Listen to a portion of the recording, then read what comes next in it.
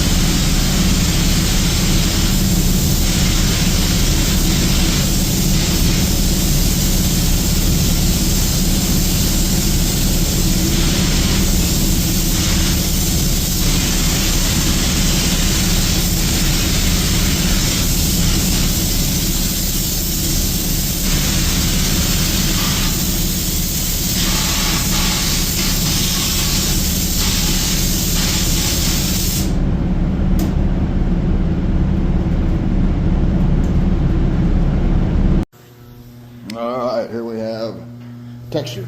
So you'll see nice build on there. Went a little heavier on the texture with the steps. Obviously, we want the anti-slip. And then introducing the ultra resin sand for additional anti-slip. You saw in the videos also, you do kind of a base coat and then you come back and fog coat. And what that does is help you get a higher profile texture, more consistent, you know, kind of gets us more in line with a hot spray polyurea type texture, which is real common and desired in the industry. Now we'll get this masking off here. You'll kind of see our transition and what we're going to do from there. Alright, so that's going to be our texture cut. You see there's a pretty significant line there. We might nib that edge just a little bit to bring it back, because we're still going to have to do, you know, a little bit of work on these nice little dings here. We'll just sand those down a little bit, nothing major. You know, we're going to be able to hide most of this just because of the mill thickness we're going to apply to it. So we'll get that edged out a little bit. You know, pulling the tape can always get you a little hang there where it, you know, pulled a little bit, but that's the great thing about texture. We'll dab that off and get it nice and cleaned up. So this is white.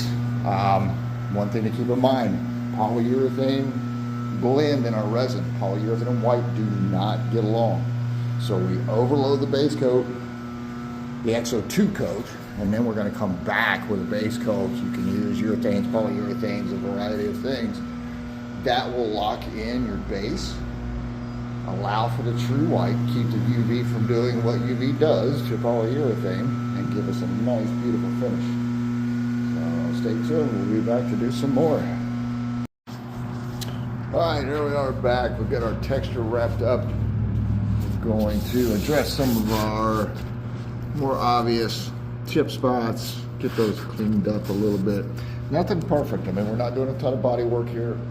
What we're just looking to do is get that laid down, because as we build this out, it is going to reflect whatever is there. So you can see where that dried down even, not nearly as gross as it was. We'll hit this line here, just kind of feather that back a hair. I'm not doing a bunch because I'm not concerned about the contrast here. So get all this cleaned up. You can see that texture is dried down nice. So at this point, you know, we've got at least a 24-hour open window. Nice thing with XO2 is you can come back and solvent wipe it and basically top coat it at any point. So very easy to work with. This has the ultra resin sand. It's got a nice grit to it. We're going to build that up all the way through every coat that we lay down. So right now we're going to do some lighter texture, little to no texture, as we'll say, on these sections of the bumper and rear deck plates. So they just wanted a smoother finish, didn't want a real heavy grit. So we're going to show you how we lay that out, and then we'll start coming back and playing with all the magical curls and whatnot. So that's the fun part. Don't want to give you too much, but we've got just 2 more coats, and these jokers are ready. Oh, I'm sorry, three more coats, and these will be ready to go. Nobody ever said this was fast, so this is custom. We take our time, we do it right. One of my favorite old sayings, cheap ain't cool, cool ain't cheap, man. All right, so now we're in that really, what is it? Kind of like puberty, that awkward in the middle stage. So you can see we've got some really solvent popped, you know, liner that's laid out relatively smooth, right up against that hard line of texture. Sometimes we can ease that line there, but with just the look of this truck and the ruggedness, we wanted to give it that bam. You know, look at this bottom end. It's going to be super tough, super rock resistant, and you know, where Shaman likes to drag it across the road there. So anyway, we got our deck plates, hitch mount, all that. We will come back tomorrow and start the beauty of it. So this one I wanted to show you. I don't know how well you can see in the video. So this is with acrylic. And this is without. So pretty huge difference. I mean, it looks nasty. This stuff, it's solvent pops so heavy. Looks like it's full of trash. This actually does have quite a bit of trash in it. But we'll knock this down with 180, maybe 320. Kind of nib it and then come back over with a seal coat for exact color, and then float some other goodies as well. So we will reconvene in the morning.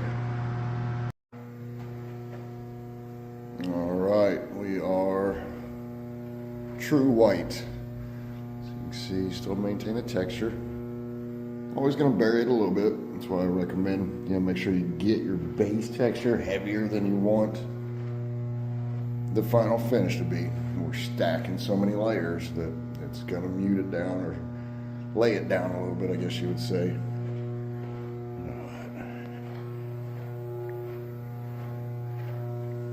Nice transition lines. Everything's nice and clean. Got some touch up, gonna come back, do some nibbing. There's still some of these hard to see with the camera, but we'll knock that down. You can see it's got a heavy orange peel. I mean, it is bed liner. This is not paint, but not bad at all. And then we will knock that down 320, just knock out some of that orange peel, get any final nibs out of it, and take that to clear coat with our pearl. So Sean doesn't realize that we're actually matching out his blue pearl to tile this in. So you will not see any transition from bumper to body panel on this truck anymore.